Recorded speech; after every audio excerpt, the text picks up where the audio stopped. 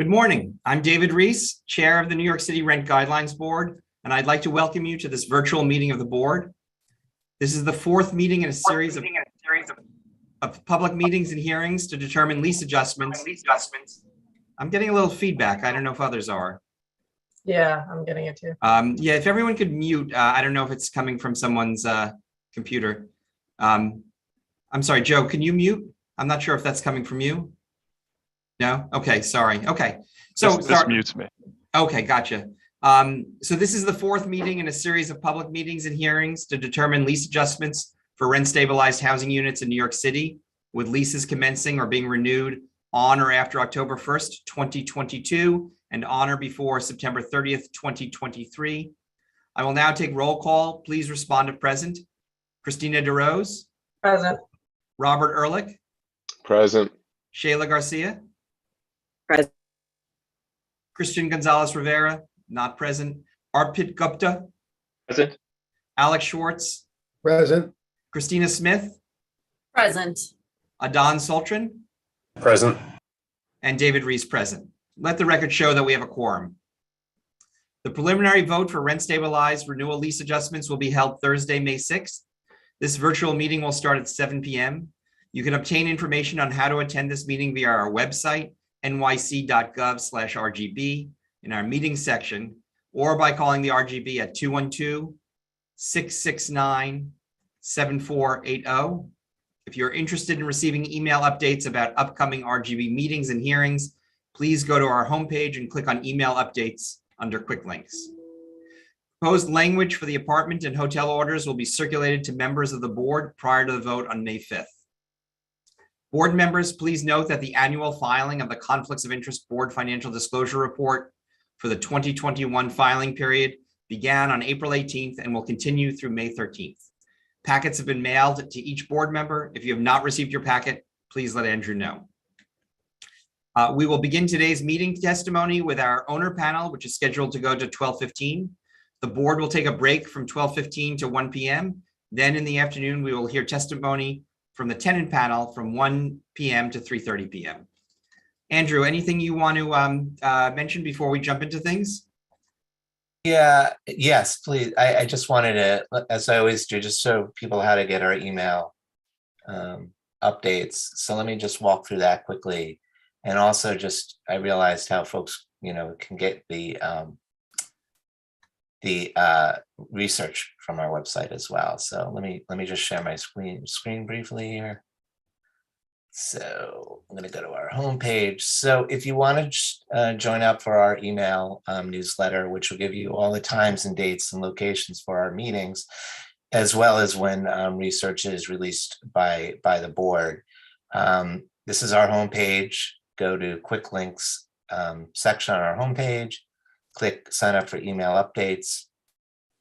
We'll bring you to this page. Click on the newsletter, and here you can sign up. All you simply need is an email and a zip code. You don't even have to include your name.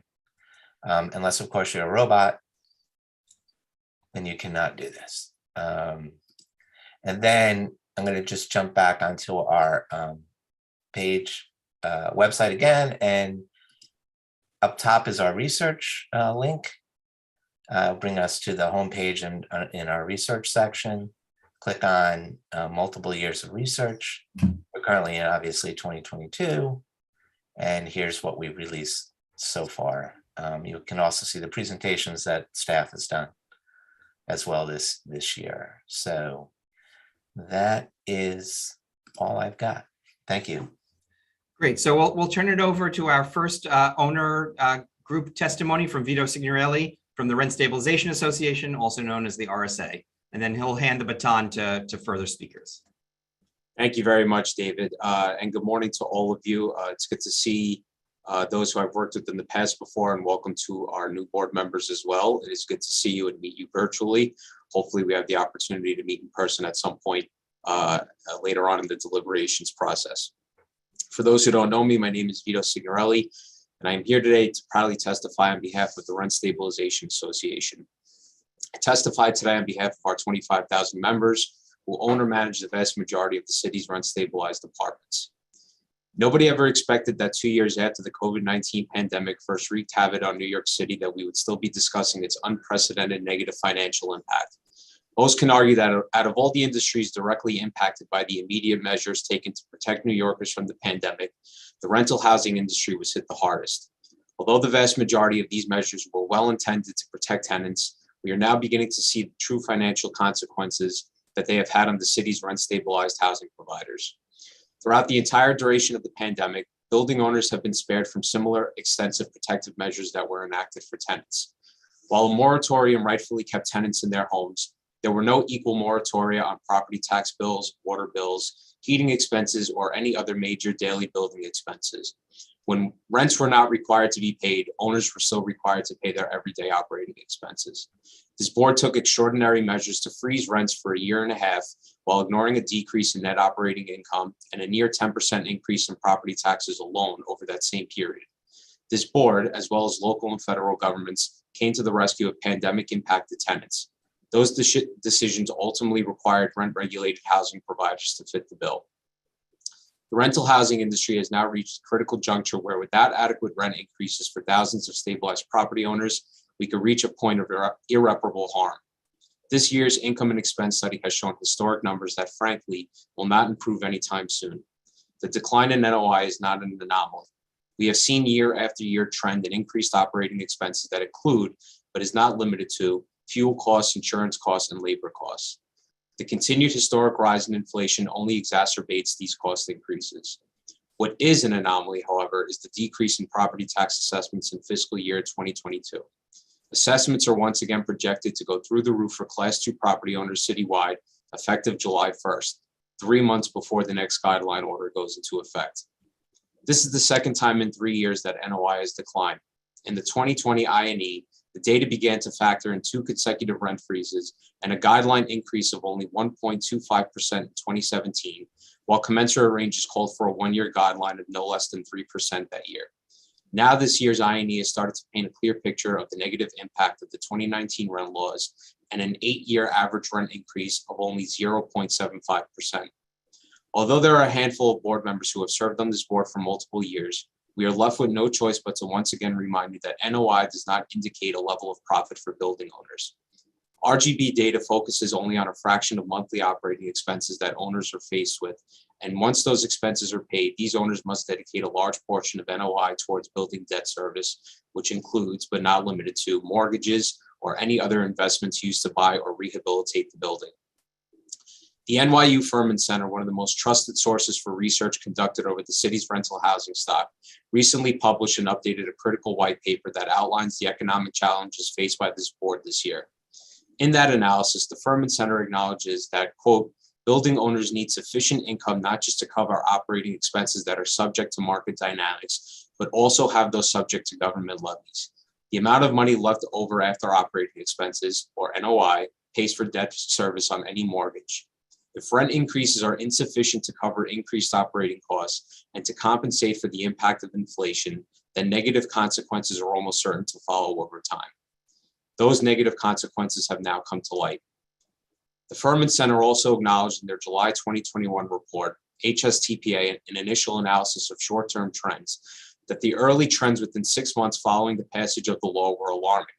Specifically, the filing rate of alteration type 2 jobs for building rehab work for all rental properties settled at a lower rate than before HSTPA's passage, and the drop was most dramatic for buildings with between 25 and 75% rent stabilized units.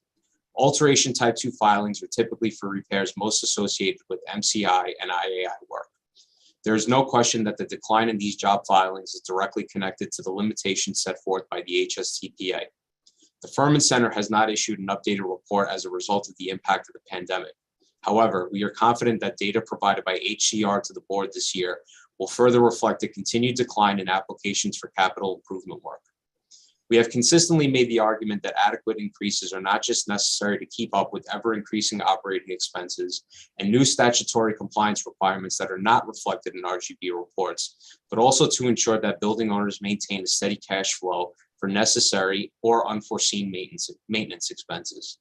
After the passage of the HSTPA, this board's role in ensuring that owners have the necessary cash flow has never been more evident as owners face stringent statute limitations and depleted financial reserves.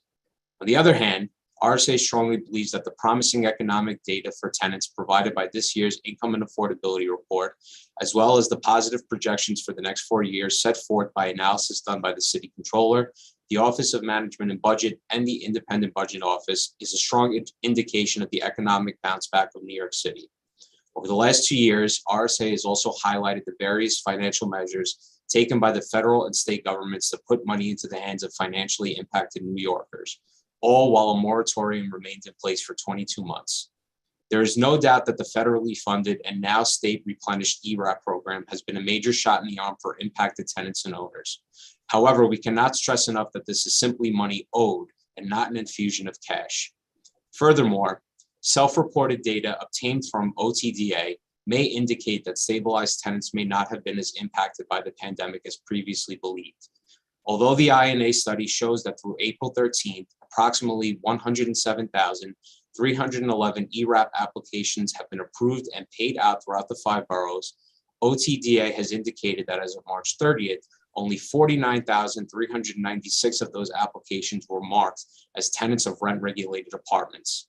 When compared to the 851,740 rent-stabilized apartments in the city, as indicated by ORA's 2021 annual report, that is only 5% of the total stabilized housing stock within the 5 boroughs. OTDA has also indicated that there were approximately 72,811 rent-regulated applications whose eligibility have yet to be determined. However, even if all of those applications were approved and provided with rent relief funds, that prospective total of 122,207 approved applicants would only represent 14% of the total stabilized housing stock. OTDA has also indicated that 15,385 rent-regulated applicants have already been deemed ineligible for ERAP, which represents nearly 24% of the completed applications of rent-regulated tenants. There is no discrediting the population of stabilized tenants impacted by the pandemic who needed rent relief funds provided by ERAP. However, these tenants in particular are even further protected by rent increases of any sort, particularly any enacted by this board, for 12 months following the owner's receipt of rent relief funds. Even for tenants who have applied for ERAP but have a pending application, those tenants continue to receive the protection set forth by the ERAP statute. Furthermore, for those tenants who remain severely financially impacted by the pandemic, they continue to remain protected by the Tenant Safe Harbor Act. As a result, it is absolutely critical that RGB adopts a preliminary range that reflects commensurate rent adjustments that staff research suggests as necessary increases. There has been immense public backlash over these commensurate ranges, and yet these numbers were created by a mathematical formula that is factored in the findings of both the income and expense and PIAC studies, as well as the impact of inflation. Thus, this formula has determined that these numbers must be a foundation for the discussion of prospective guidelines, a necessary change in order for net operating income for rent-stabilized apartments to remain constant. These commensurate ranges are not political rhetoric or anything of the nature. In fact, various factors have caused these ranges to get to this point. Aside from the historic decrease in NOI and the increase in operating expenses, commensurate ranges were blatantly ignored between 2014 and 2021. When recommended ranges are ignored, the end result is undercompensation. When rent is increased on average by less than 1% over an 8-year period, NOI decreases, reserve funds are depleted, and the health of the aging housing stock is put in jeopardy. Even if this board were to enact guidelines within the commensurate ranges, these numbers are only recommended to keep NOI constant at its current dangerous level. To begin to return NOI to a healthy level, this board must even further consider guideline increases on the higher end of commensurate ranges. The limitations set forth by the 2019 rent laws and the undercompensation of this board over the last 8 years have become a legitimate threat to an owner's ability to ensure that tenants can continue to have adequate living conditions. This is not hyperbole. Building owners are struggling, and this board has now become the only avenue for owners to recover substantial increases in operating expenses. HSTPA, which has often been mislabeled as the ultimate source of protection for low-income tenants, has created this scenario. If both owners and tenants, rather than just tenants, are not considered when determining rent adjustments, both parties are ultimately harmed. With all this in mind, RSA recommends to this board preliminary ranges for rent adjustments of 4.5% to 6.5% for a 1-year lease and 7% to 9% for a 2-year lease.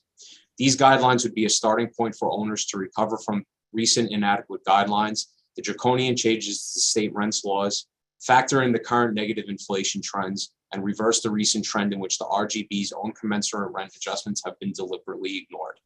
Furthermore, pursuant to clarification issued by HCR in late 2019 with regard to HSTPA, these renewal guidelines should continue to apply to vacancy and lease renewals.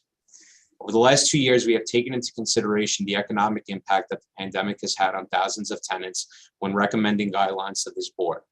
In addition to measures taken by the RGB and the federal and local governments to protect these tenants, the New York City economy has shown great signs of recovery with optimistic projections of further improvement for years to come. The last 2 years have proven what great measures government will take to protect low-income tenants.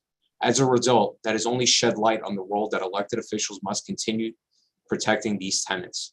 Rather than demonize affordable housing providers, these advocates should place more emphasis on real solutions that protect tenants and allow this board to follow its mandate of setting rent adjustments that ensure the future health of the city's aging rent-stabilized housing stock. No longer can building owners be made the scapegoat for failed housing policies. It is and always has been the role of government and government only to provide protections for income insecure tenants. I look forward to working with all members on this board and will remain available for any questions or requests from each of you throughout the deliberation process. Also, as has become tradition at RSA, we will once again provide this board with an in-depth submission report within the next month that provides data and research that further builds upon the arguments that I have outlined today. On behalf of our entire membership, I thank you very much for your time and your consideration, and I now welcome questions. Thanks, Vito. Thanks for your testimony. I think I heard you say that NOI is becoming dangerously low. But when I look back at historical figures, it seems to be like smack dab in the middle. It's ranged from 35% to 45%. And right now it's like around 40%. Why the characterization that it's dangerously low? Well, if you look at the NOI calculated by the RGB reports, you see a downward trend that started around 2015, 2016, before the rent freezes were factored into the RPIE reports taken by DOF and used to conduct these RGB reports. The trend started going downwards, and that ultimately resulted in a decrease in NOI in the 2020 income and expense report. Now, although the trends show you might think that there's a steady level, there's an additional portion that obviously we have harped upon in the past about debt service that's not taken into consideration into these reports. And I think that the testimony from M&T Bank a few weeks earlier indicates, at least for a portion of the universe of stabilized apartment owners, how much of a percentage of NOI goes towards debt service that's not calculated in these reports. Yeah, I mean, every year we have this conversation. Just it would be very nice to kind of see like a pro forma that takes into account debt service as well as the capital improvements that are not, that are not counted as MCIs. That's, it's not something that I think the board has access to that information, but that would always be a useful thing to see. Of course, and I don't want to make promises. However, we weren't able to produce something ahead of this hearing today, but I can speak on behalf of Basha at Rebney that we are working on speaking to multiple lending institutions that hopefully can provide that information ahead of the public hearings in June. Thank you. Or at least shed some light on at least a bigger universe of building owners and how much debt service takes into account. Thank you. Christina S. Thanks, David. Vito, thanks. Nice to meet you virtually. Pleasure. I'm focusing in on ERAP and your OTDA data, because we actually haven't, this is really good data. I haven't seen this previously. So the approved applicant percentage at 14%,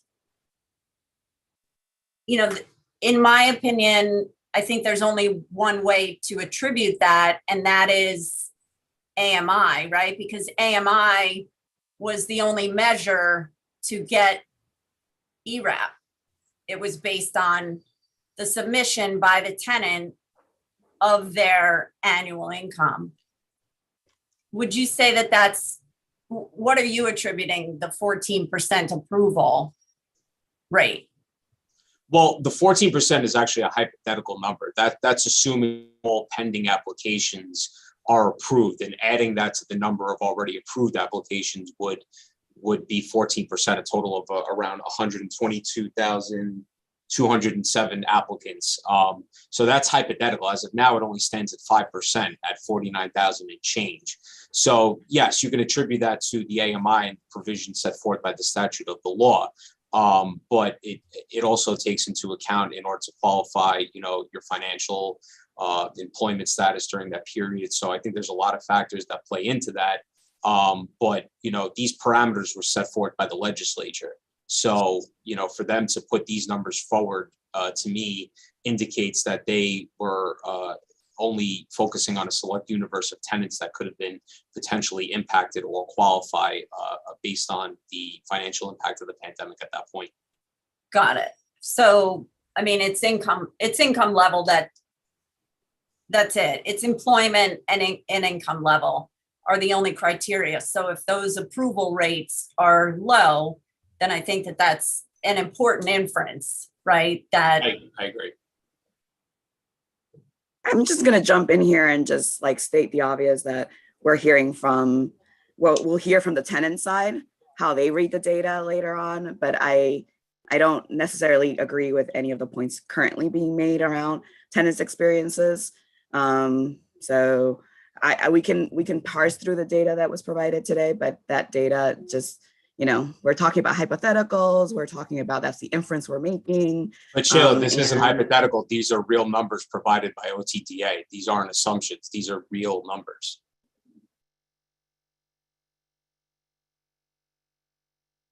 I'm literally using the words that you used in the previous statements you made. So hypothetical inference, whether you were.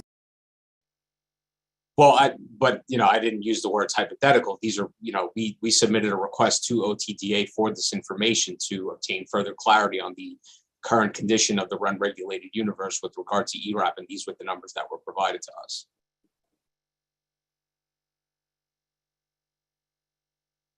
Arpit. Thanks, David, and great to hear your testimony, Vito.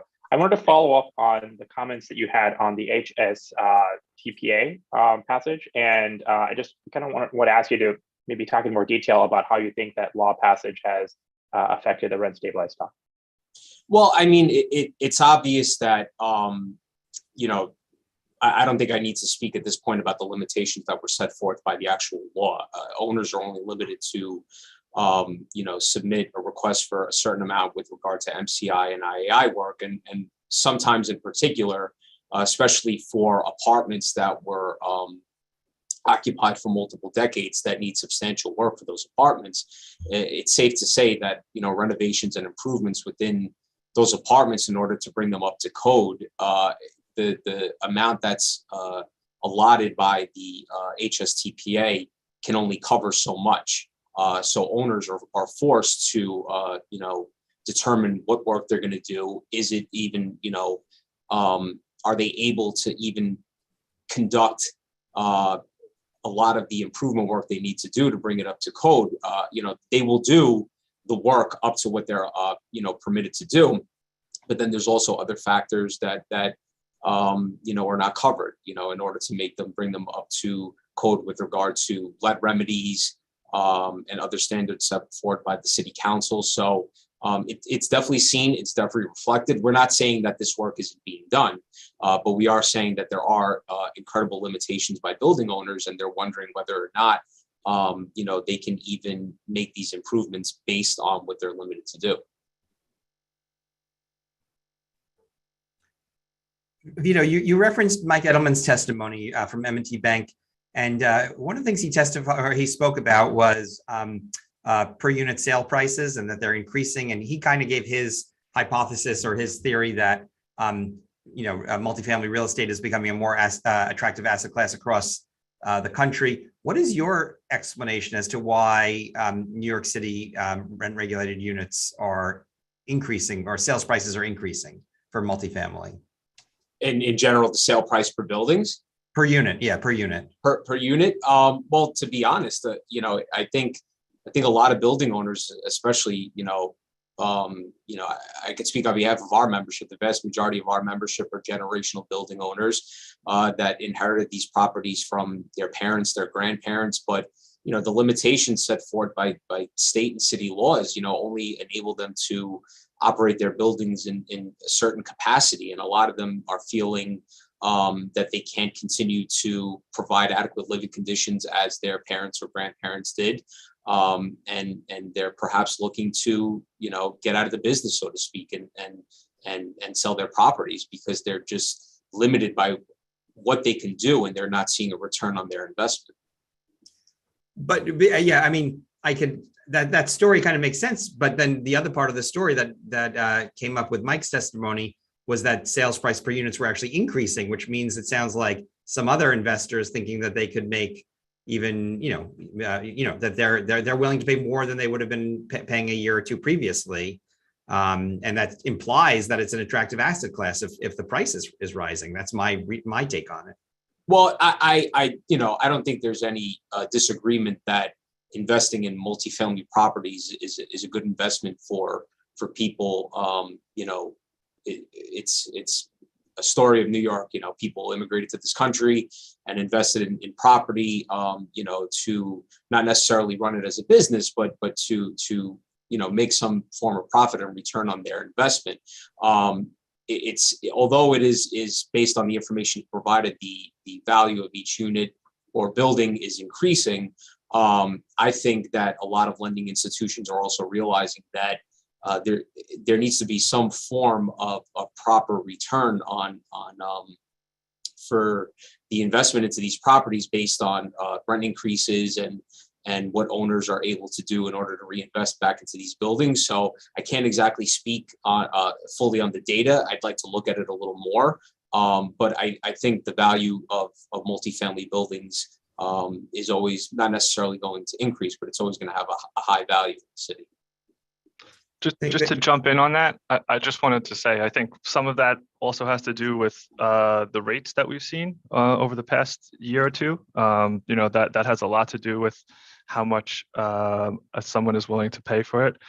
As the rates increase, I'm very interested to see how these sales prices react.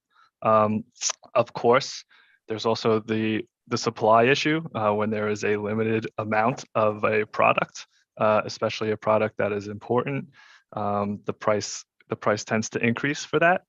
So I think those are also two types of two factors that could have impacted the sales prices increasing. And finally, I think as far as larger investors go, they look at the real estate market as cyclical, and I know a lot of my members get calls every day from larger investors to see if they're willing to sell because they're sort of thinking that this might be the bottom of the market, and they're looking to get in now, and see that appreciate forward. So I think those are three other factors that come into the sales price increase. However, I don't think mortgage or lending is based on sales price. I think it's based on income of the building. So I'm not sure how much relevance the sales price has to this discussion. If I can interject for a moment just on the lending piece and the housing production piece. So the New York City metro region produces 22 units per 1,000 residents overall. So this is less than pretty much every other peer municipality throughout the country. So the supply issue is definitely a factor in trading or sales prices for existing units. Again, this is very much a supply problem and a supply deficit for New York City and the region as a whole. On the lending side, from a lenders metrics, they're looking at debt service or debt service coverage, and that is a function of net operating income and a ratio and ratios there, and is not a function of sales price. I think the concern is always going to be if companies or entities are purchasing properties and are over leveraging, that's certainly going to be a concern as well for the long-term health of the housing stock.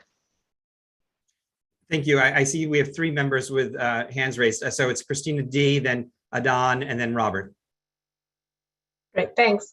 This is sort of a follow-up to that discussion, actually. And I was going to save this question for Spani, but I think it's sort of, I'd love to hear everyone's take on this.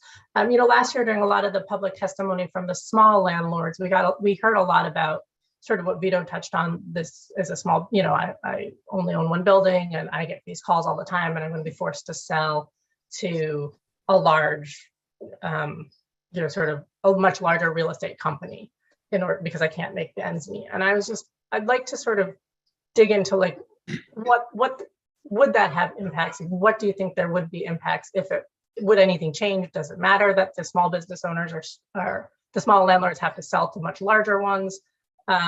Is it because larger companies have sort of economies of scale and can therefore spread out those costs? But specifically what I'd like to dig into is the loss of small landlords. How does that impact the overall housing market, if at all? I would say that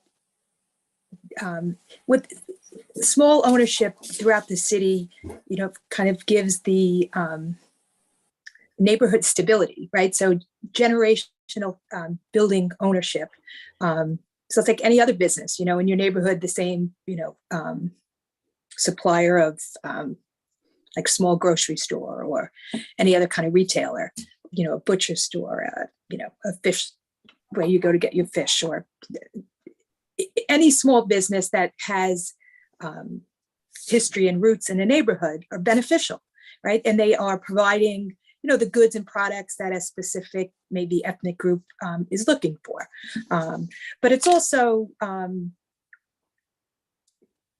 the opportunity for future immigrant groups to do what, previous immigrant groups have done is lost, in an environment where institutional owners are coming in and snatching up properties. So it's changing kind of the neighborhoods and the stability that, we offer, and a more, hands-on approach to ownership. There's tenants in our buildings that have been with us 40 and 50 years. A tenant died last year. I was helping her friend empty out the apartment. I don't think Blackstone is sending somebody over to do that. We have owners that, are very much connected to the residents that live in their building. And, and that is lost, I believe, with an institutional or corporate ownership structure. Adon? Sure, thank you. I wanted to ask a question about the HSTPA, post-HSTPA situation, and also what's available to landlords at this point in time, similar to ARPIT, I guess. And first, I just want to kind of highlight how, there's a sort of narrative of like weaponizing the HSTPA and some of the restrictions that have been created since then, since it's passed or with this passage. But those were in response to MCI and IAI increases for years, sometimes illegal, many times illegal, other times not, but still breaking the backs of, or really putting the burden on the tenants in perpetuity in many circumstances. What I wanted to ask was, considering there are still the availability of MCIs and IAIs, and there's an additional way through DHCR to apply for hardship increases, why do you feel like more landlords aren't taking advantage of that? Specifically, when you hear this counter that the paperwork is onerous, but it's no more onerous than an MCI application. So can you speak to that a bit? That's a question to me? Yes, sir. Yeah, sorry, I apologize. It just went around a little bit, so I wasn't sure where that was directed. Well, the last thing an owner wants to do is apply for a hardship. They don't want to get to that point. Aside from the fact that the paperwork is onerous, that's the last situation an owner wants to find themselves in. But as a result, there are limitations, and it's the truth that's set forth by the HSTPA, and they can only do so much to invest back into their building. And at the end of the day, it's not just about these rent increases or any return that were provided by MCI or IAI work wasn't necessarily just about income that's meant to pay current expenses, right? Building owners need reserves, rainy day reserves for unforeseen circumstances that may arise. And now we are seeing, because of the passage of the HSTPA and limited rent guideline increases, that owners have dipped into those reserves. You know, when rent wasn't being paid at the height of the pandemic, although that rent might have been paid back now, owners continue to dip into those reserves to pay their operating expenses and other expenses to ensure that buildings were clean, safe, and adequate living conditions, particularly at the peak of the pandemic. So again, this isn't just about, you know, money to cover expenses at the moment. This is about, you know, ensuring that there's a steady flow of income so that building owners are prepared for maintenance that may come at any time. Robert, and then Christina S. Thank you. David, I just want to clarify a couple of comments that you had made a few minutes ago regarding the M&T presentation. Mike Mandel had classified mom and pops as being under 80 units. So that's not generally what we're talking about here. You know, we need to be focusing on fully rent regulated, fully rent stabilized buildings. I mean, that's really where our focus needs to be. So when you're talking about sale prices escalating, you're talking about 600 unit buildings, 800 unit buildings, which are generally mixed use buildings, tax credit buildings. I mean, I think we need to just take that into account. And Andrew, is there any way for us to make that data more granular about sales prices?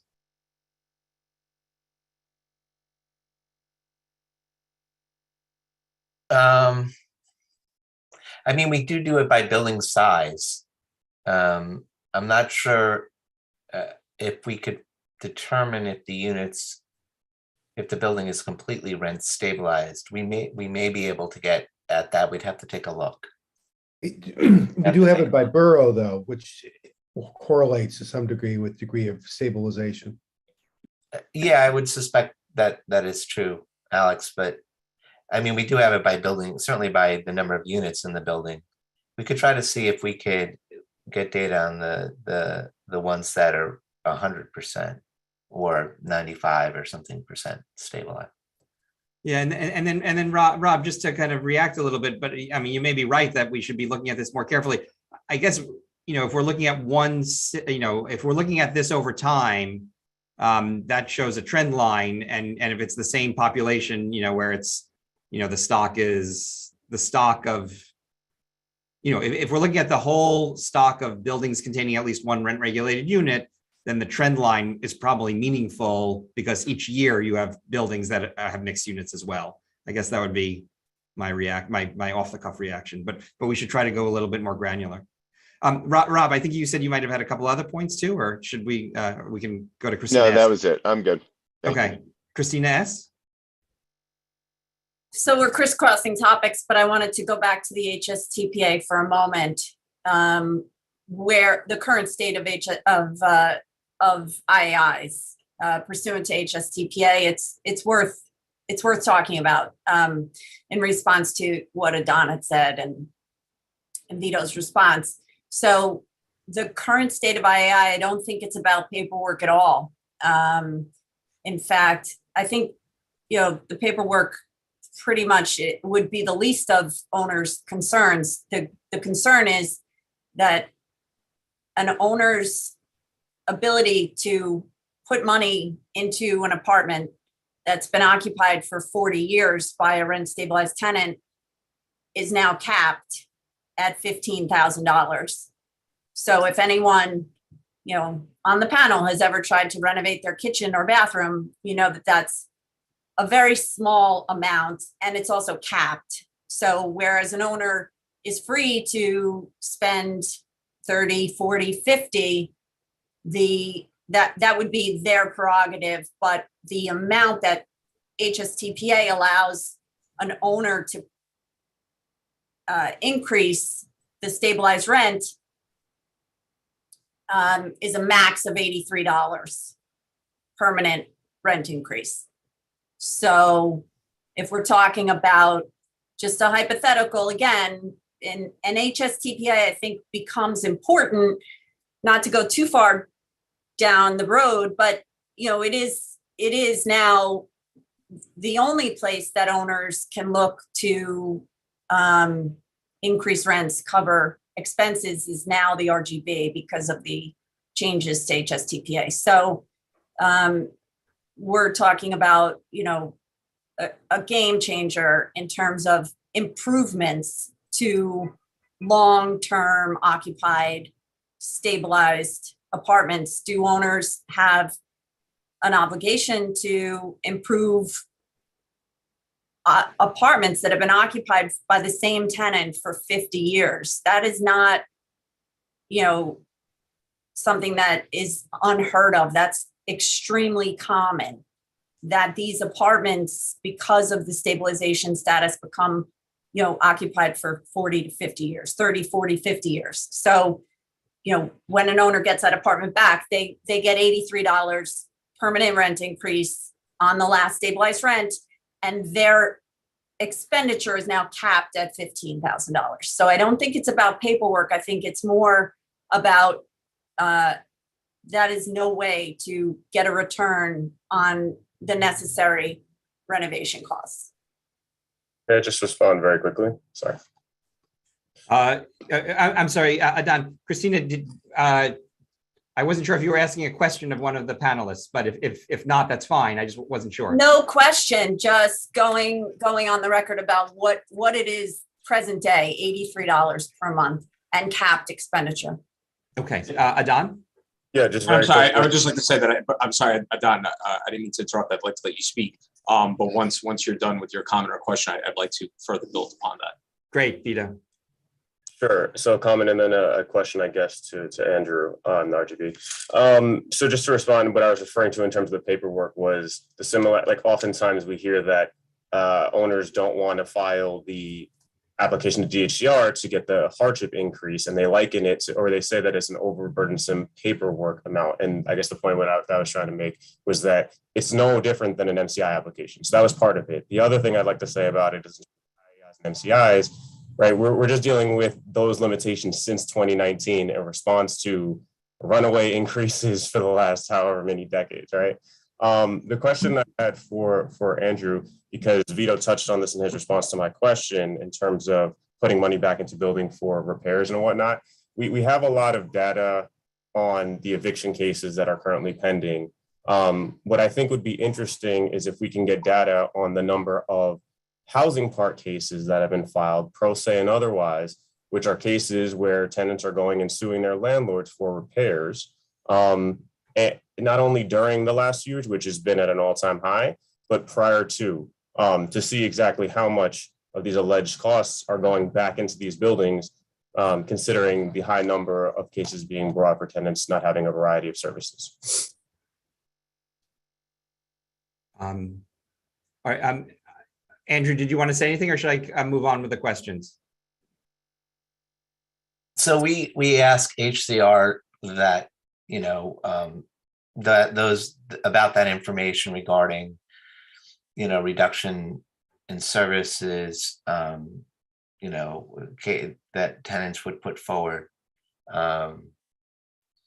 So we do take a look and we ask them about part cases as well. I'm going to send around the questions that I forwarded at the end of last week to HCR, to the members of the board, and they can add any additions that they want to add. That's on my to-do list. So I will do that today during the break, and if folks can take a look at what we ask annually. And if you want to ask some other questions, I could just forward them to HCR. So, but we do ask HCR about that. I'm going to let Vito go next, and then Anne, and then Alex. I just wanted to mention something with regard to IAI work in particular. When that work is done, we're talking about prospective rents and prospective tenants here. But with regard to existing tenants where IAI work is not done and those tenants are continuing to renew their leases and remain in their homes, what we've seen year after year, despite these guidelines staying historically low and the limitations set forth by the HSTPA, is that tenants still can't afford the rent. So we have to ask, what did the HSTPA truly accomplish here, aside from limiting what an owner is able to do to improve their apartments and buildings?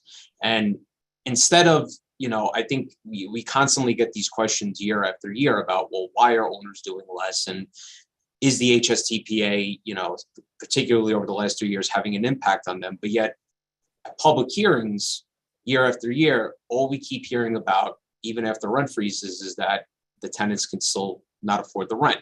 So if rents are remaining frozen and there's limitations set forth by the HSTPA, we have to ask the question, well, then is the legislature prioritizing the right things?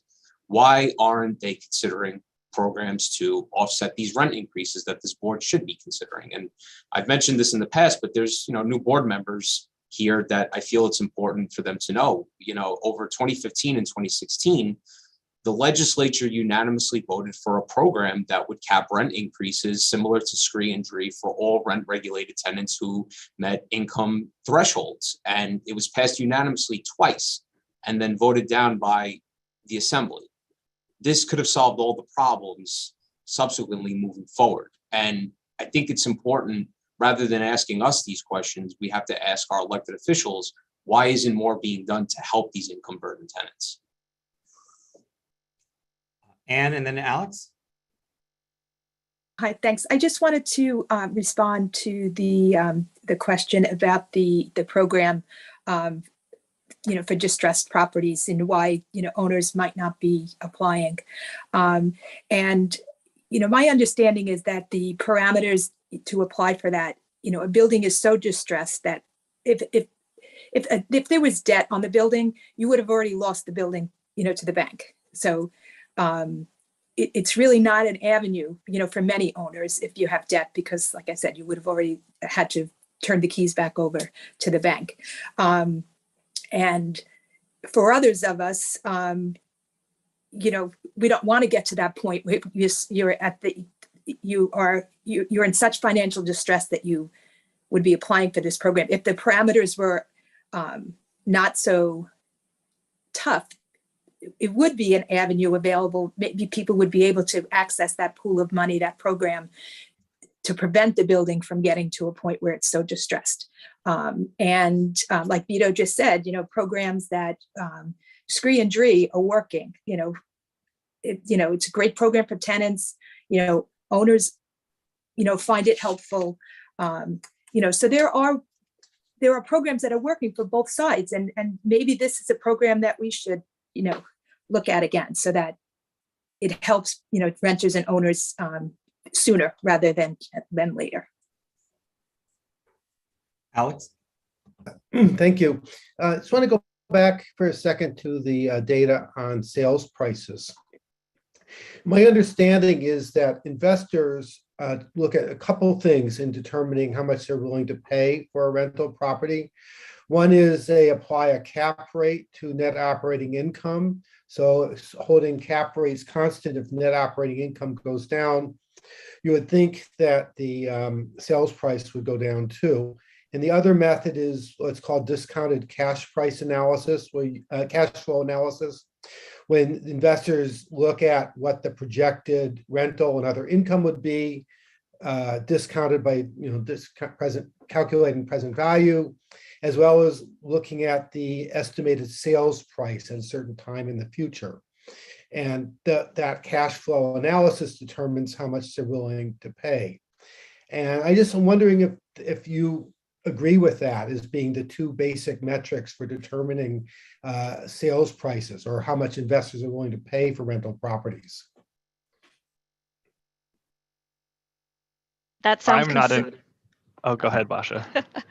I was going to say that sounds consistent with what we've heard from other lenders. I think this core question of what is trading and who is buying is an important one. So I was going to suggest from a data side in terms of figuring out if it's mixed income buildings, as in you have market rate apartments that are able to cross subsidize either income restricted, or in the case of the stabilized universe, those apartments that are not capable of increasing rents in line with expenses. Again, remembering decontrol threshold is eliminated, vacancy allowance is eliminated, and IAIs and MCIs are only impacting in any given year, single digit, low single digit percentages of the housing stock. Really, the emphasis on the rent guidelines board increases is why that emphasis is there. From a data perspective, there's a couple of different ways you could go about figuring out if you're looking at, fully stabilized buildings. I think what is always helpful is the age of the building itself. We have historically found, and I'll get to show this in a little bit, smaller buildings tend to be older buildings and vice versa, and in terms of like the number of units, and those smaller older buildings tend to be the ones that are more fully stabilized or a higher percentage of stabilization. So that's one way to kind of dig into the sales price.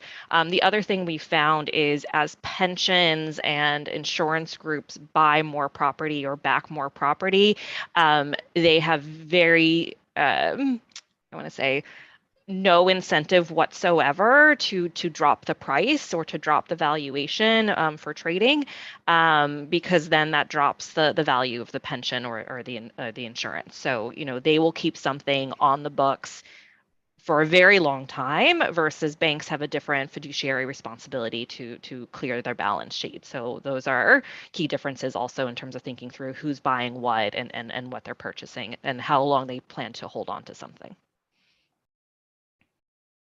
I guess I had one other question. It's separate for the owners.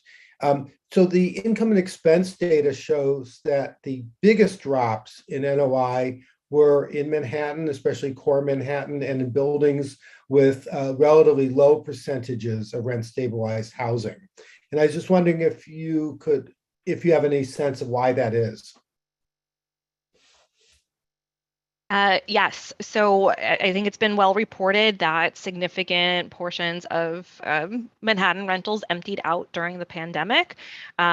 Significant correlation to market rate apartments. I've heard very clearly from REBNY's membership that we weren't seeing people leaving stabilized apartments. We were seeing people leave market rate apartments. So I do have some data I'm really excited to show the board this year, and there's a breakdown of those drops in revenues and how that's correlated. But I think both from an anecdotal sense, from the post office tracking data, from the census data, we see really clearly where the biggest drops in temporary population loss were occurring, and that was core Manhattan. We also saw that in the, I want to say, in the market pricing. Market rate apartments had a lot more elasticity in pricing versus stabilized apartments did not drop their pricing during the pandemic. Unless there's any other questions, I believe that might be a good opportunity to segue into REBNY's presentation. Basha Gerhard from REBNY, welcome, and we look forward to your presentation. Right. Good morning, everyone, and thank you to Chair Reese and to the board. I'm not lying about the excitement. I think year over year we come collectively and say there's concerns with how the data is presented and if there's things that we can do better. So we try to do better this year. So I'm going to go ahead and share my screen, and I want to confirm everyone can see what is on my screen. If I could get a thumbs up from someone. Yes. Yeah. Okay. Okay, great. So good morning again. I'm Basha Gerhard, Senior Vice President of Planning here on behalf of the Real Estate Board of New York. So each year, the Rent Guidelines Board is responsible for evaluating the extent to which rent should be increased for apartments under its jurisdiction. In order to make accurate decisions, it is critical that the RGB has timely access to correct information about the cost pressures facing owners and tenants alike, as well as the overall economy. Unfortunately, the current study utilizes inconsistent data from different timeframes based on outdated assumptions. Most notable is the fact that the RGB utilizes information for the income and expense reports based on a limited set of 2-year data, and this does not include buildings with fewer than 11 units. These challenges mean that the RGB is making decisions without the benefit of full and complete information at a time when rapidly rising inflation is placing immediate and significant economic pressure on owners.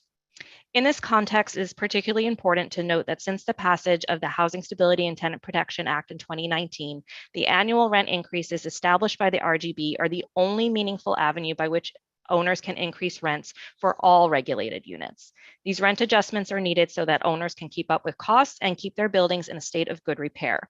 Indeed, since the passage of this law and following multiple years of rent freezes and nominal increases far below owner expenses, the quality of the building stock has already been adversely impacted. So given the importance of the board's decision and to help the board make such decision based on more timely data, REBNY, RSA, CHIP, and SPONY commissioned a study led by HR&A advisors to study more current revenue and expense data and change over the last 3 years. The study utilized over 800 owner-provided TC201 tax forms from 2019, 2020, and 2021 to examine increases to owner expenses on a longitude basis to best make a prospective call on whether costs are going up or not and whether income is going down or not. So TC201s were chosen because they share the same fields or categories as the RPIE filings and would allow for an audit between the TC201 submissions from our members and eventual taxes paid and the expenses. So I want to pause here if there's any questions on the TC201s themselves. Okay. So conducted over 3 weeks, the study includes data for 2021 that was submitted to the city in March of 2021. And while not definitive, points toward ways in which the RGB approach could be updated in the future. So in terms of data gathering, the 3 years worth of forms were still solicited from our members. These digital forms were scraped to convert reported data into tabular format for processing. Handwritten or scanned forms were manually processed and then inserted into our database. I do want to note the TC201 universe is self-selecting, largely representing owners appealing assessments, and forms generally are not filed for smaller buildings. However, we were able to get information on a universe of smaller buildings, and I'll talk about those in a little bit. So after the forms are scraped in, enrichment occurs. So this is really making sure we're then plugging in information with the Pluto data set. So this allows us to confirm and access things such as building size, building age, and location. And then we look to categorize them into typologies based on the number of units, geography. So this is aligned with the Rent Guidelines Board categorizations and building age. Once we had our enriched data set, then we were looking to calculate average per unit income and expenses across those categories and look, I think again, because we had the back end data, looking to see what the outliers were and if any of the categories were heavily weighting one way or another, the different categorizations in terms of maintenance. So one of the things we did end up collapsing down together was labor, maintenance, and miscellaneous expenses were grouped into one category. Speaking to various owners categorize those things in different ways. For example, labor contracted in for maintenance work for like a particular contract could fall under either of those categories. So following that, we then wanted to compare what we did to the recent income and expense study from the Rent Guidelines Board to see if there were areas of variance and areas for further research. So allowing us to have having the 3 years worth of data then allows us to compare the most recent reporting year under the RGB is 2021, or I should say under the RGB is 2020 with the 2021 data so that we have a third point in terms of determining trends again, one way or another. So in terms of our data collection, in terms of what we actually saw, again, as I mentioned, there was 800 forms collected over 3 weeks. And this represented 273 buildings of all sizes, including 14 properties with less than 11 units, but more than 6. In total, the forms cover 25,600 units. 179 buildings comprised of 10,000 units are from 1946 and earlier, and 94 buildings comprised of 15,600 units are from 1947 and later. Again, the RGB studies currently do not include any smaller properties of less than 11 units. This is unfortunate because those buildings tend to be older and more likely to be fully stabilized. Fortunately, replicating the owner study by the board should be easier next year as a wider universe of TC201 data is available from DOF beginning in July 2022 when the challenge and assessment process starts. As a result, next year RGB could start including this universe of smaller buildings in its data analysis. An important benefit of using this data is that it ensures that the rent stabilized housing stock is more fully represented. So we want to first discuss what the TC201 show us about revenue. So the data obtained by HRNA on behalf of all of our organizations generally reach the same conclusions as RGB's reported data on key metrics, including income, rent, expenses, and overall decreases in NOI. This year's income and expense study found that from 2019 to 2020, NOI fell 7.8% in buildings containing rent stabilized units for the fourth time in the last 30 years.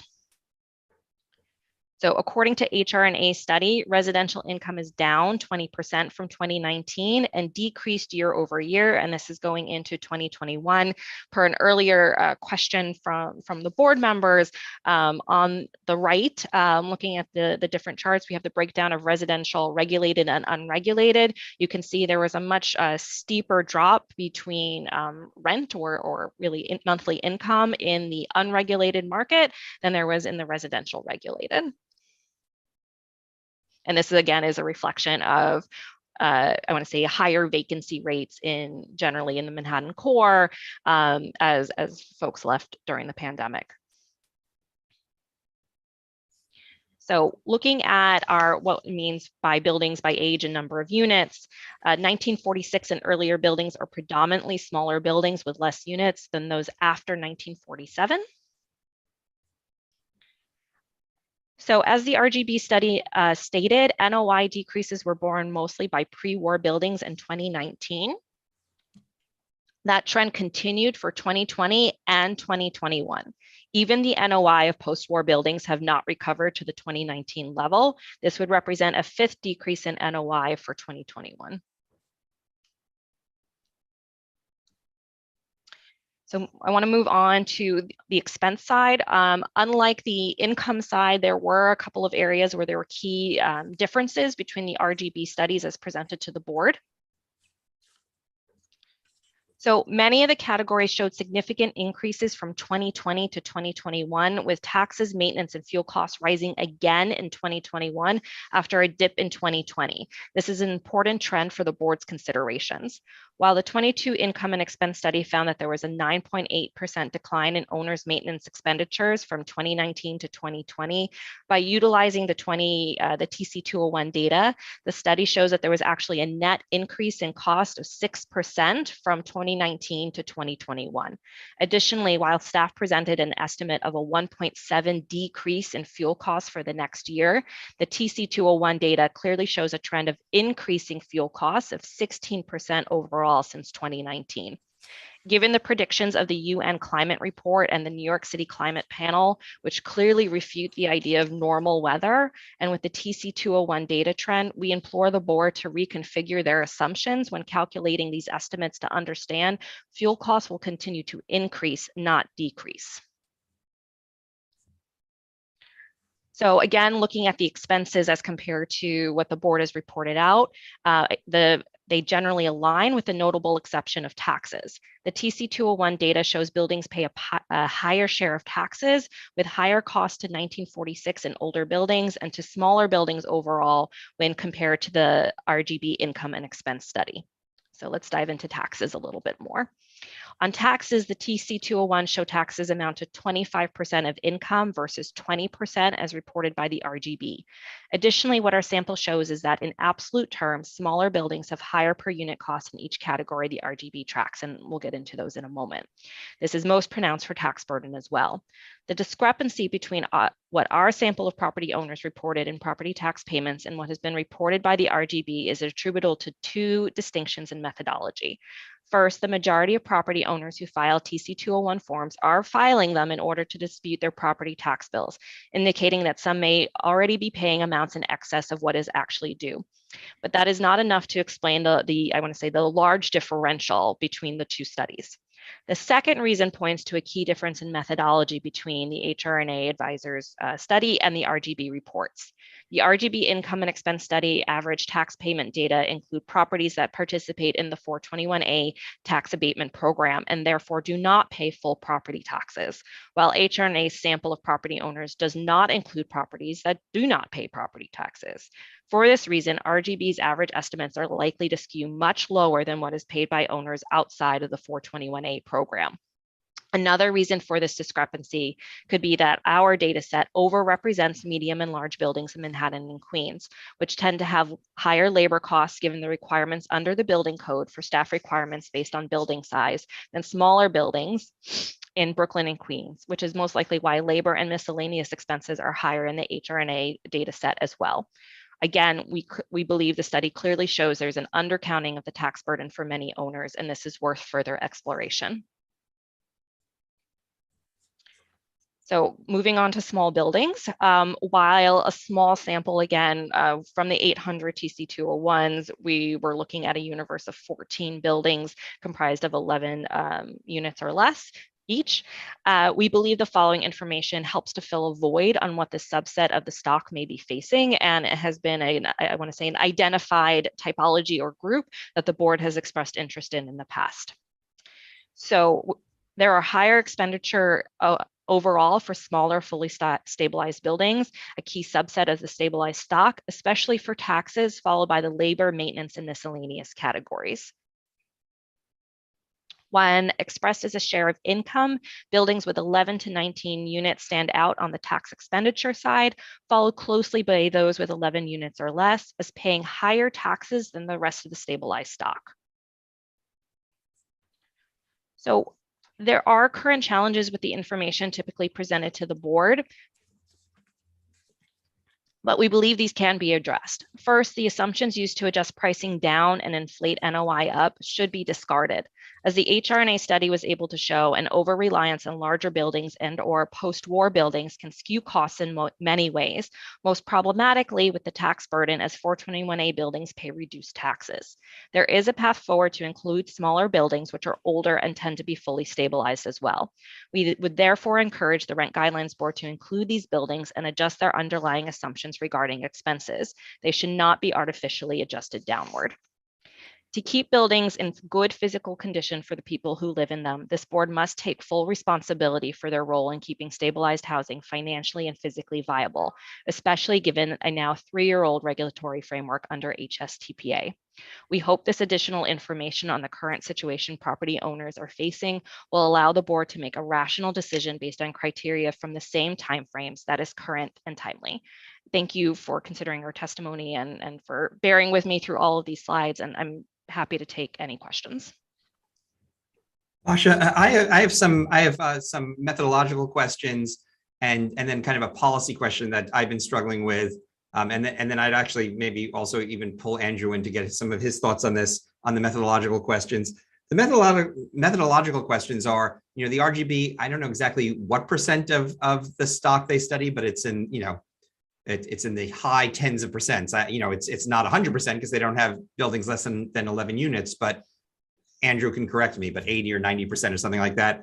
Your study is only looking at 2 to 3% of the stock. And then when you're talking about buildings of less than 11, you're talking about an N of 14. There's only 14 buildings you're looking at. And to some significant extent, this is not a random group of buildings, but rather, for whatever reason, a group of buildings that are applying for reassessment of their taxes. So I appreciate that you're emphasizing different things. You're emphasizing that the tax rate is potentially different. You're emphasizing that the RGB looks at buildings including 421As and things like that. But we're gearing up to come up with just one number for the entire housing stock. Why should we look at this relatively small sample when we have such a large sample with the RGB's data set? Like, in other words, why should we take this more seriously than the RGB's study? I guess that's my question. We're not asking you to take this more seriously than the RGB study at all. What we're asking is for this to be viewed as a supplement to what the RGB work already does. I believe to your point, right, this is not a statistically significant sample, but we think it is an informative and illustrative sample to areas where the RGB study has not been able to shed light. For example, the universe of the smaller buildings. I think year over year, we have questioned whether the 421A building should be viewed as its own typology. I think this study really clearly shows there's sound academic or data science basis for thinking through it that way. I think the other piece of all of these conversations, right, is this idea of what does timeliness mean and what does complete data mean? And in the in the goal of achieving parity on timeframes, if on the tenant side, you're looking at data from 2021, and in some cases from first quarter of 2022, this was an effort to achieve some level of insight where things are going for the owner side for 2021, and to get some more parity in terms of timeframes to make and again, I don't envy the decision making deliberations of the board here in terms of the different places you have to land, where the rates have to go based on all of the information. Again, we really view this as a supplementary piece to address questions that the board has raised pretty consistently in the past, and for the owner side to see if there is a way to address some of the challenges we had identified in the RGB studies as well. Thank you, Basha. Andrew, I don't mean to put you on the spot, but do you have any thoughts about, kind of trying to cut out the 421As to kind of look at the tax burden of those buildings without the tax rebates? I mean, it's certainly something that can be done to get the data without, including the 421As. I would, counter that. If you go outside of core Manhattan, which is the large majority of the 421As, so if you're taking the city without core is representative of those buildings, the large majority of those buildings, vast majority of those buildings would not be 421A. So, that's a way that we could view it. But it is something that we can do, is tease out the 421A, and look at the rest without the 421A. And again, I think it's underscoring that 421A buildings should be their own typology, in the same way that you look at pre-1947 buildings. Under the new 421A, 421A 16, most of the construction under that program, and so this is the program that would have generated the next crop of stabilized units over the last, 3 to 4 years, that construction was predominantly not in Manhattan, but in Brooklyn. So, and to some degree in Queens. So I think, again, there's different program reiterations, different periods of development. And again, the core piece, though, is those properties are not paying full taxes, and that therefore that is in some ways maybe shielding or obscuring the real tax burden for smaller properties throughout the city. Basha, I'm going to ask my policy question, something I've been struggling with, and then I'll turn it over to Alex. But this is an issue, I think it also came up a little bit in Vito's testimony, but something that I've been thinking about and trying to think through in my own head, the role of rapidly increasing inflation. So in other words, you could have high inflation, or you could have high inflation that's getting higher and higher over time. And in your prepared remarks, you said that we should be looking at current inflation. Unclear to me that that's true, right? Because we're trying to kind of come up with a number. All of our data is looking backward, and we're, this year's inflation should be reflected in our next year's deliberations, or that's how we kind of see it. But one could make the argument, when you have rapidly rising inflation, that is the wrong approach. So I'm going to ask this question kind of like as as not as a trick question, but let me ask it in a bald-faced way, which is, if inflation rapidly dropped next year, would you come back and say, oh no, you should lower rents this year because it's been such a big drop in inflation? So is this an opportunistic argument, or are you saying that there's a problem with our methodology where we're not taking into account rapidly increasing inflation? Again, inflation is one of many things the board should be looking at. I think one of the challenges is, do we pin, and I think to some extent the Furman Center was recommending inflation as the one and only metric.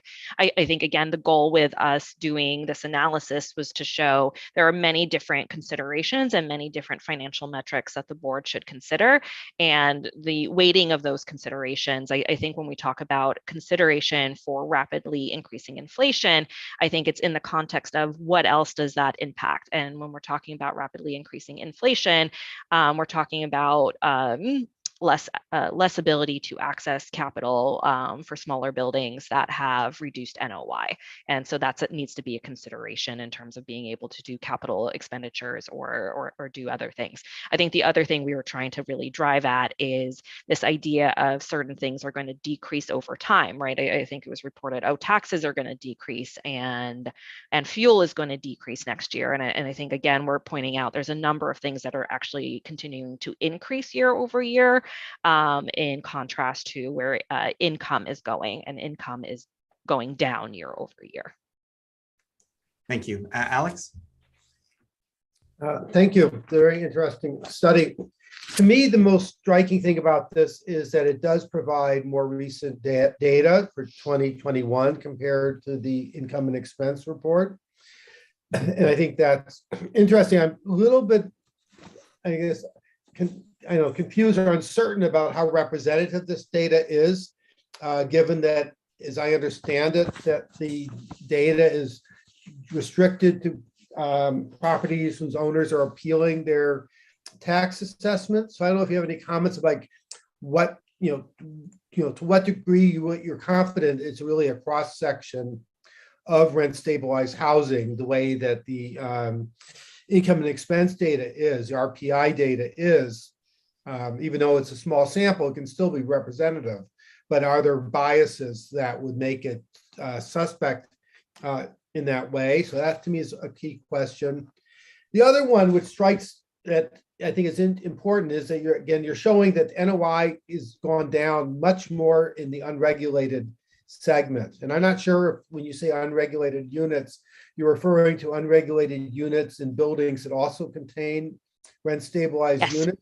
Okay. But I guess it raises a question, like when we talk about NOI going down the way that, Vito has, do you think that NOI is gone, should we look at the overall decrease in NOI, or should we say that for mostly rent stabilized housing, the actual decrease is considerably less, and that should be the baseline rather than the citywide baseline? So I guess those are two questions.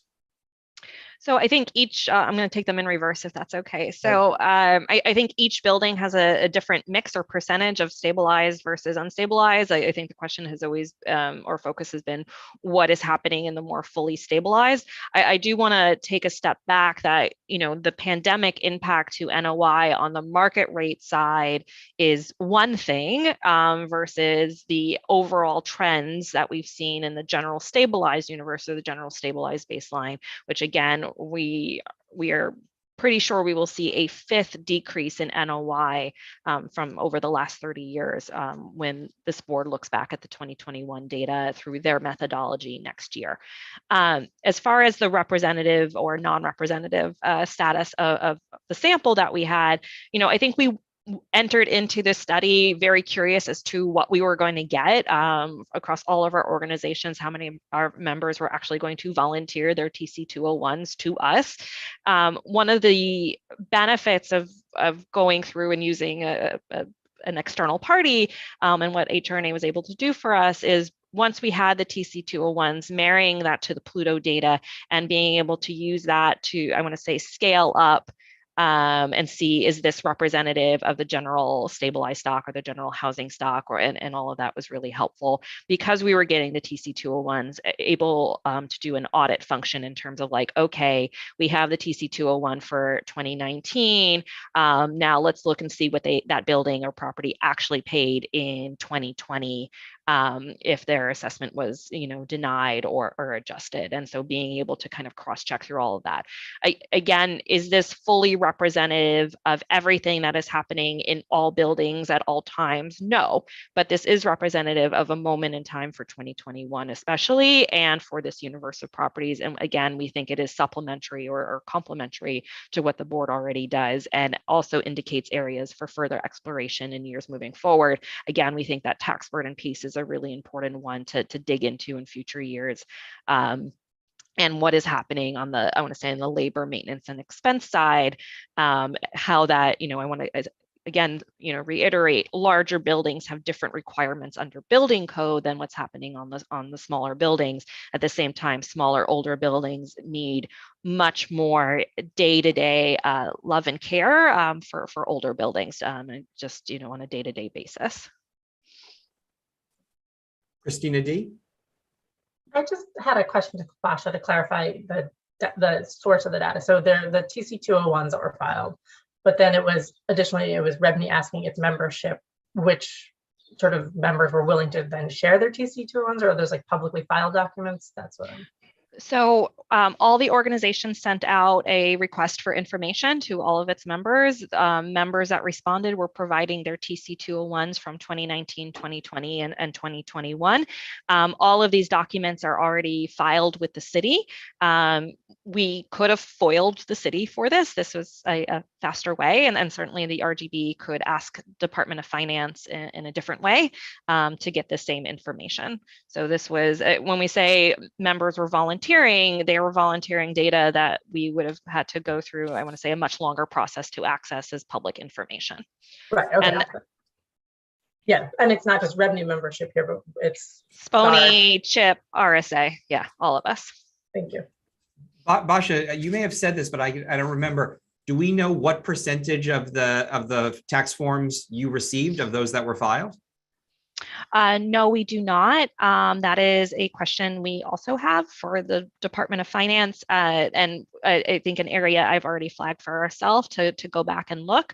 We'll be able to at least do that for 2019 and 2020, and hope to follow up to the board with that answer. Thank you. Any more questions for Basha? Am I right in saying we're moving over to Joe? Is that right? That is correct. Okay, thank you, Basha. I'd like to welcome Joseph Condon from Community Housing Improvement Program, better known as CHIP. Joseph, good to see you again. Thank you, Chair. Good to see you. And of course, good to see all the other members of the board. As you know, I'm from CHIP. CHIP is a housing advocate association. We have about 4,000 members who own or manage approximately 400,000 units of rental housing throughout New York City. The large majority of these units are rent stabilized. Before I go forward, I just want to point out that the CHIP members who are subject to rent stabilization are so because they were constructed prior to 1974. It's an important point to remember because, as we sort of talked about already today, it means these buildings don't receive tax benefits in exchange for their rent stabilized status and for providing below market rents. These building owners have to account generally for all of the same operating costs as an unregulated building, but without being able to charge the same market rents. So we talked about a lot. I'm not going to go through my entire testimony. I'm just going to highlight some things.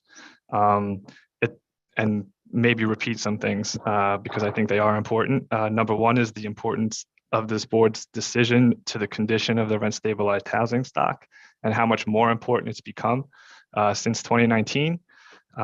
As you all know, the legislature through the 2019 HSTPA has effectively placed the responsibility on the RGB to ensure that rent stabilized buildings can continue to operate. There are no longer mechanisms outside of the annual RGB guidelines to adjust rent stabilized rents on vacancy or receive a meaningful return on capital expenditures for apartment improvements, new building systems, new building infrastructure, all of that good stuff. And this is the first year we're starting to see the impacts of the 2019 HSTPA in the data. Distressed buildings have ticked up 100 basis points since 2019, rising from 5 to 6%. That's a 20% increase in distressed buildings. That's a high number. Cost to income ratios are rising and NOI is decreasing, mostly in highly rent stabilized buildings, which we consider to be 80% or more stabilized. We do believe the board should focus its deliberations on these highly rent stabilized buildings. The ones that were constructed before 1974. These buildings account for nearly 80% of all rent stabilized buildings in New York City outside of core Manhattan. huge population. And more than half of these buildings are 100% stabilized without receiving tax benefits. And these are the buildings that are most reliant on the RGB guideline. And thus the board should take their economic situations into consideration with more weight than other partially rent stabilized buildings. Basha kind of talked about NOI not being an accurate reflection of building finances because it excludes significant expenses. Just to reiterate, it excludes debt service and capital expenditures. So those are two major expenses based on prior testimony from the person from M&T and sort of what we hear from our members. That's generally about a third of operating income that goes to debt service and try to maintain some sort of capital reserve. Basha also mentioned that the inclusion of 421A buildings in the NOI analysis reduces the expenses because those buildings don't pay full property taxes. But there's a flip side. There's a flip side to that as well, including the 421A buildings also increases the income that the RGB reports because those are new construction. They're rented at market rates, and so those are higher levels of income than pre-1974 buildings would receive. And I saw that RGB attempted to sort of look at 100% stabilized buildings, but again, those that analysis did still include 421A buildings. On cost income ratios, we did a little study of our own, looking at TC 201s that were publicly available from the Department of Finance. The data that we have that we were able to get, and it's an attachment to this testimony. The data we had shows cost to income ratios in fully stabilized residential buildings, excuse me, 6 families or more with no stores that are significantly higher than what RGB has reported in the INE reports. And again, we think it shows that there is no question that the RGB's use of other income sources in its analysis, deregulated units, commercial income, and 421A buildings really distorts the numbers and hurts stabilized buildings, and those buildings that are 100% stabilized end up operating on much thinner margins than what the board's data reveal. Just looking at those TC 201 filings from 2017 to 2020, cost to income ratios for fully stabilized properties averaged about 8% higher than what the RGB reported. Those numbers are in the documents that I submitted with my testimony. And sort of looking a little bit past HSTPA, the cost to income ratio jumps about 2 percentage points, and NOI sharply declines immediately. Sort of echoing what other people have been saying in their testimony. Just another note, TC 201 data, it is submitted to the Department of Finance. It has to be certified by a public accountant. So it's not just owners submitting numbers. There are public accountants that have to verify these numbers and actually put their name on the form and it sort of attest to them. So, so we do think that the data in there is reliable. And we do expect the decrease in NOI to continue post HSTPA for fully stabilized buildings. I know there's been some talk about what happened in Core Manhattan and how much of a drop in NOI those buildings have seen. I think it's sort of been accepted that a lot of that is from vacancies of deregulated free market units or high rent units. So those buildings are able to sort of bring NOI back up just as quickly as it dropped.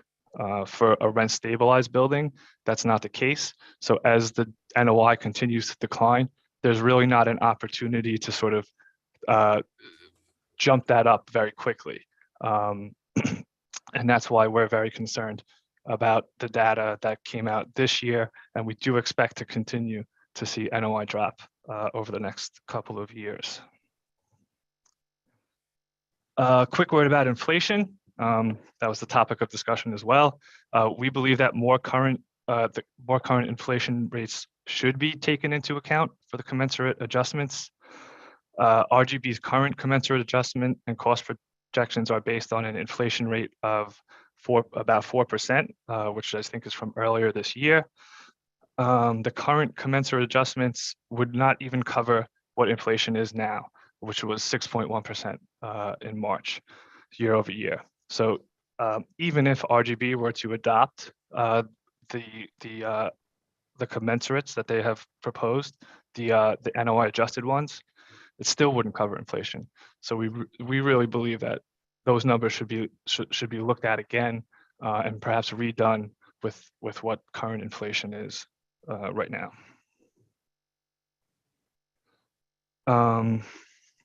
And while the percentages in the commensurate may sound dramatic, the real dollar amount is not. We took a look at this. The median monthly rent in rent stabilized buildings, excluding core Manhattan, is $1,184. Just assuming a 7.5% increase on a 1 year to keep up with inflation and start to begin to reverse the NOI decline, that would result in an $89 per month increase in rent, bringing the new median rent to $1,273 per month. That amount and that increase in rent would be affordable to a single family household at 50% of AMI in New York City, which earns about $46,000 a year.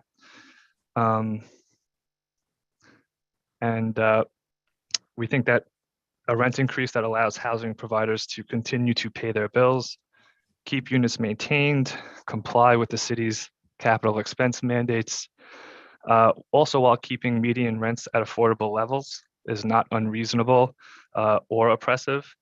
We actually think such an increase is warranted, is justified. It's in line with the data and also with the spirit of the RSL. Further, we think a guideline increase in line with the data would not cause a spike in non-payment proceedings, nor an increase in evictions. According to recent housing and vacancy survey data, area median incomes for the New York City metropolitan statistical area increased 11% year over year. At the same time, billions of dollars have been dispersed through the ERAP program, and hundreds of millions more have been allocated by the New York State budget for tenants with pending applications. In addition, the city has thousands of newly issued vouchers available for use through HUD Section 8. Plus, they also revamped the city FEPS voucher program to increase its voucher limits to be in line with HUD Section 8 fair market rent levels. And finally, as a last resort, because I know a lot of you're all concerned about affordability, the city does still provide emergency one-shot deals to tenants who fall behind our rent and are facing non-payment proceedings. So there is certainly a very secure social safety net for anyone who's in AMI bands that might not be able to afford the increase. Just looking at several other agencies that adjust rent levels based on current economic conditions, would just like to note the HCR maximum base rent analysis. This is performed by HCR to determine the rent increases required for rent-controlled apartments. And earlier this year, they adopted an 11.4% increase for those units. Also looking at HUD fair market rents, those increased by 5% between fiscal year 20 and 21, and increased most recently by 14% for fiscal year 2022. So those are really the data points I wanted to highlight for everyone. I also wanted to add there's a chart in the attachment to my testimony as well, that sort of tracks a couple of different things. It tracks the RGB 1-year guideline that's been adopted by this board. It tracks the CPI adjusted commensurate with vacancy, and it tracks the CPI adjusted commensurate without vacancy, all starting from, I think it was a median rent in 2013, applied those different factors to it moving forward.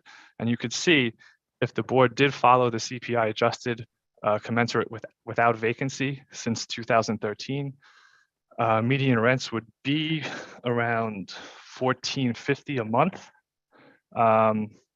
We would not be having this conversation and this concern about distressed buildings, about NOI decreasing, and yet $14.52 a month is still affordable to a 2-person family earning 50% of AMI, a 1-person family earning 60% of AMI, or a 4-person family earning 40% of AMI. So these are very low and low income bands of AMI that would still be able to afford the median rents if the RGB would follow its commensurate guidelines. And at the same time, the RGB would also be preventing distress and disrepair and all the other issues in the rent stabilized housing stock that it creates when it doesn't follow the commensurates. And now while CHIP and its membership are deeply concerned with the issue of housing affordability, we don't believe that this is the proper forum for that policy discussion. Quite frankly, we don't believe that rent stabilization was intended to be a housing affordability program. Its intent was to prevent speculation, to prevent profiteering. It was not intended to limit objectively determined rent increases, which this board does through its commensurate adjustments. And because the board's duty is more about keeping revenues in proportion to expenses, we see no reason that housing affordability should be a factor in this discussion. The economic status of renters is not this board's concern. The commensurate adjustments calculated by the RGB already perform the intent of the RSL to prevent profiteering, to prevent excessive rent increases, because these are reasonable increases that are calculated with data and with formula. And they are designed to keep building revenue in proportion with operating expenses and nothing more. To further discount those rates based on ability to pay transforms rent stabilization into an off-budget housing subsidy. We are more than willing to explore reasonable policy solutions to ensure housing is affordable to low and moderate income families, but we don't think this board is the proper place for the discussion. And that's it. I'll end there. Thank you, Joe. Joe, let me start with a question.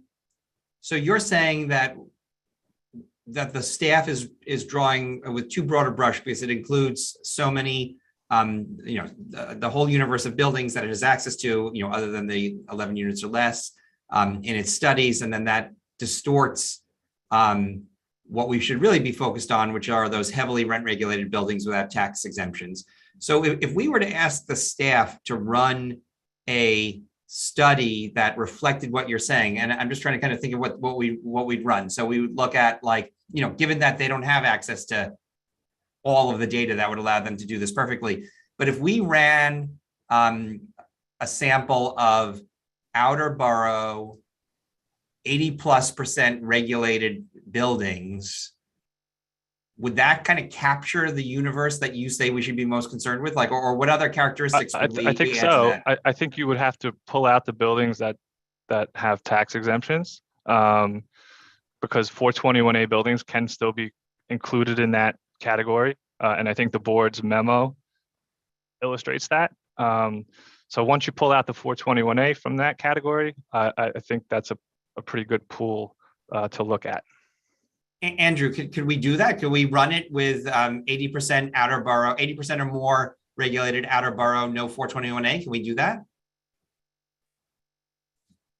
We can't do anything without, consulting with finance, so they would have to run that. We don't have the data set available to us. That would have to be a request to finance. So. Okay, could we ask them? Sure. Thank you. Christina and then Alex. Thanks, Joe. I'm focusing in on the HCR, MBR for rent controlled apartments and also HUD. So those two programs are the closest thing I think that we have to the RGB system for regulated units, right? So do you have any idea how close HCR's process is to come up with the MBR increases? I know, we don't talk here about rent controlled apartments, but it's a similar animal, right? It's a statutory life estate, mimics stabilization almost identically. You can keep a rent controlled apartment, you can pass a rent controlled apartment on, a couple of successors. And so does Chip have any idea how HCR comes up with, it's notable that HCR and HUD both are advocating and passed increases that are in excess of 10%.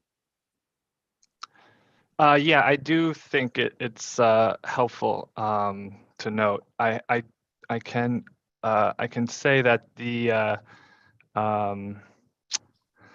MBR adjustment factor is similar, the way they calculate it. They look at operating expenses, they look at labor, utilities. The one thing I think that they look at that perhaps the RGB doesn't is there is a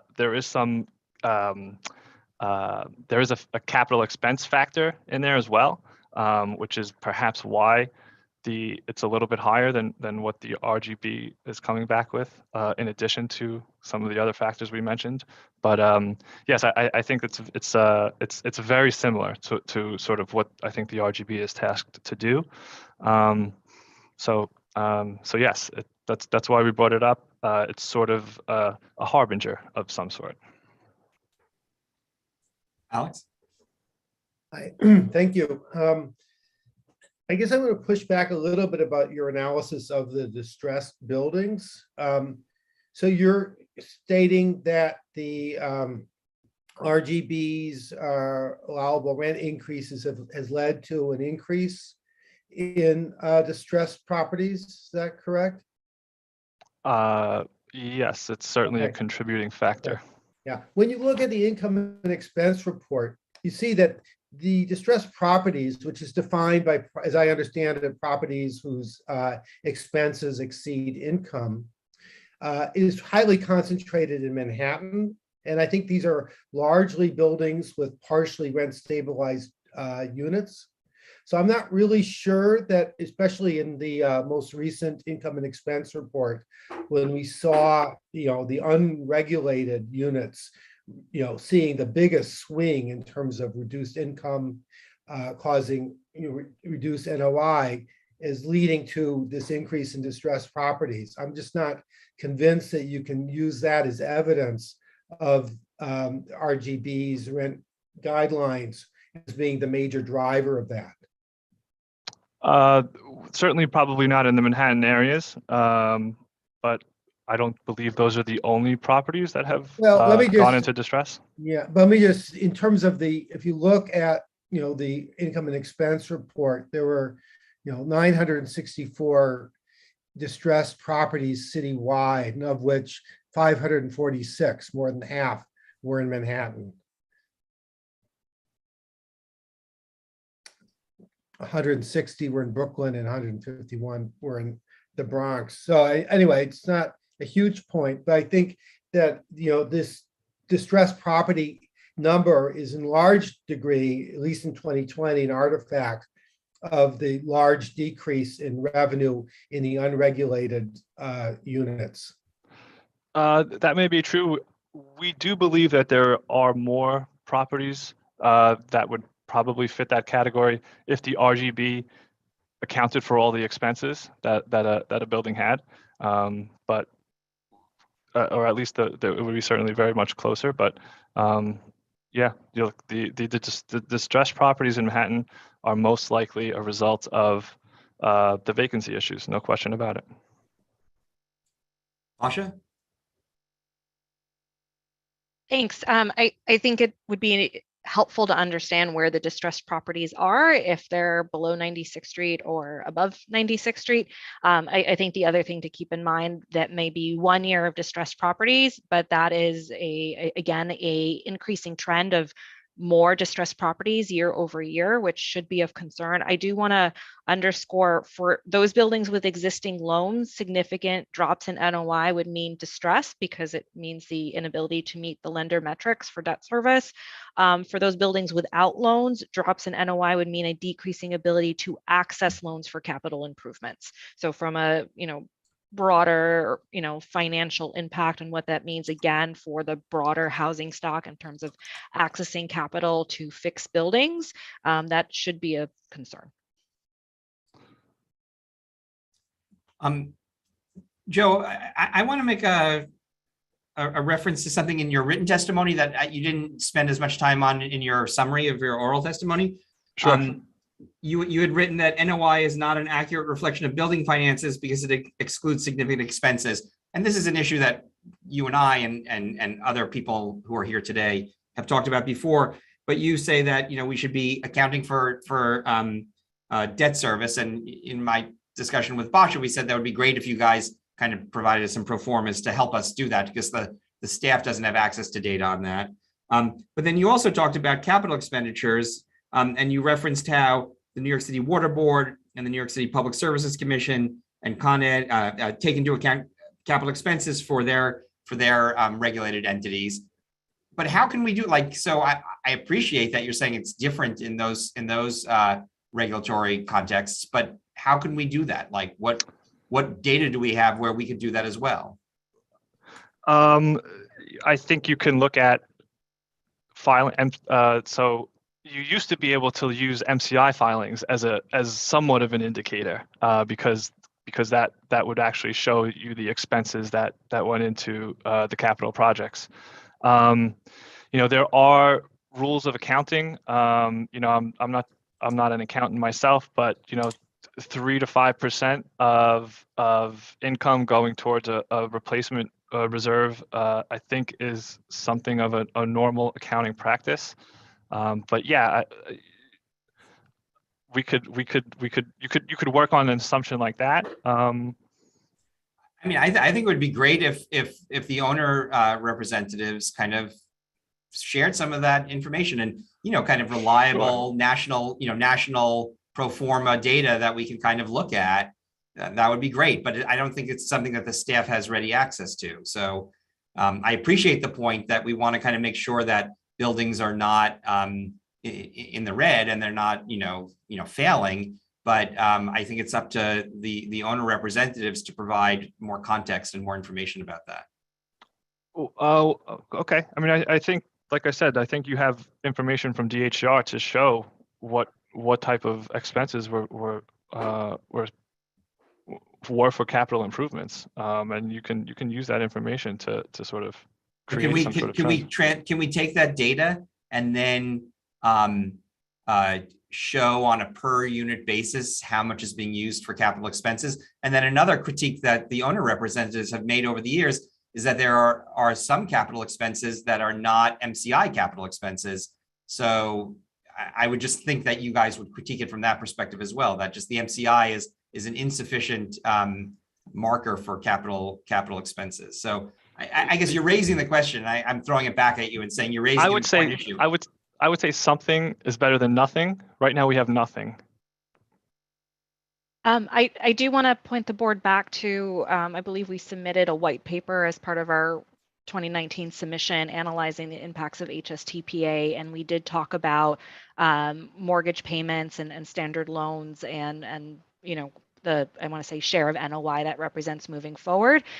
We also talked about kind of like what people can expect from a major capital improvements and the cycle for that. So if that is not, apology for the background, that's not readily accessible to the board, I'm happy to resubmit that to you and see if that's helps start the conversation. And certainly this has given me some thoughts and ideas for how to structure, how to respond to the board's questions about like debt service and the capital cycle. Again, so one of the areas that HSTPA very clearly said is not allowed to count for MCIs is actually sustainability and energy efficiency upgrades. So that is an example in that category. Basha, if it's at your fingertips, if you send that to Andrew, then he could just circulate it.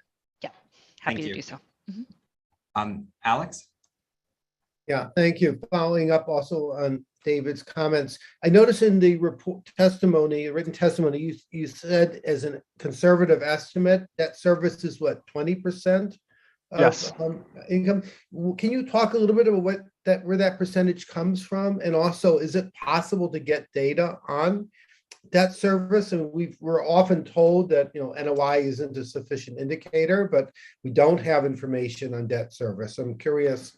Well, I think you do have information on debt service. I think you got information from the person who testified from M&T Bank. We were actually using a lower estimate than what he gave to try to be conservative. His number was 30% of operating income, I believe. Correct. A very small sample. Yeah, but more information on this is helpful to us. I think we have this conversation every year, but the more information, Yes, the better. We try to provide as much information as we have. Chip doesn't have the research staff that the RGB has. It doesn't have the relationship with the Department of Finance that the RGB has. So when we come here, we try to raise these issues. I mean, the sort of the data that Basha presented and the TC211 stuff that's in my testimony, those are just indications that perhaps there is a reason to do some of these further analyses in terms of pulling out 421A or looking at more highly rent stabilized buildings. We do what we can with our staff.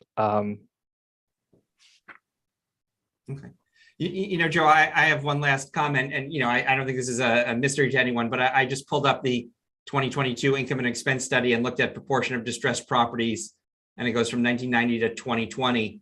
And you are correct that there's been this increase from 5% to 6%, but historically, we're still effectively at the bottom of distressed properties since 1990. I mean, it was about 13 or 14% in 1990, went down to 6% in 98, went up to 13% in 06, 07, during the financial crisis, and then went pretty much straight down until 16, and then crawled up a little bit since then. But we're starting from a very small base, even though you're saying that the basis point increase is so large. So I don't know if you want to react to that, but that's my no. Look, I think the basis point increase is large. I think it's probably a lot of it has to do with those Manhattan properties. But nonetheless, even before this year, there has been a steady tick. There has been a steady tick up. And like I said, for rent stabilized buildings, they don't have that ability to sort of just flip the switch and say, all right, I know I was down because our apartments were vacant, but the market is back. We can re-rent at market rates. And that's the flexibility that the free market has. Rent stabilized properties don't have that flexibility. So if you're waiting until there's 13% distressed properties and before giving commensurate adjustment increases, it's going to be it's I don't know. That just seems it doesn't seem like that's what the board's duty is. Okay, thank you. Any more questions for Joe?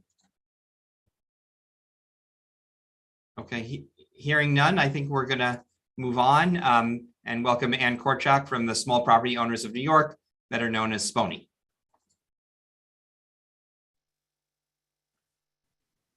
Right, thank you. So I'm currently serving as president of SPONY, the Small Property Owners of New York. Our members are primarily family-run businesses. I'm sorry, Ann, just to be clear, your camera's not on. Is that how you prefer, or? You know what? I switched to. Okay. Yeah, no, I just wanted to make sure you knew. I'm sorry. Yeah, that's okay. No, I'm on my iPad, so I guess when I opened the document, I must have lost the video. Okay. Okay. All right. So As I said, I'm Ann Korchak, and I'm currently serving as the president of SPONY, the Small Property Owners of New York. Our members are primarily family-run businesses, and many have been operating for generations. We're diverse, and our members represent every race and ethnic group that you will find in this great city. We are small businesses, and we're providing an essential service, housing. We are not a myth. Small landlords do exist. SPONY members are running buildings in every neighborhood in New York City. We offer our renters and neighborhood stability, and we need the RGB to do the same for us. Since 2014, we've seen a cumulative 6% increase from this board, and my property taxes have soared 54%. I will pay $32,000 more this year than I did in 2014. I estimate that property taxes will near 40% of my rent roll in 2022. We saw a 15% increase in our insurance in 2021, and I can assume we will see the same or higher this year.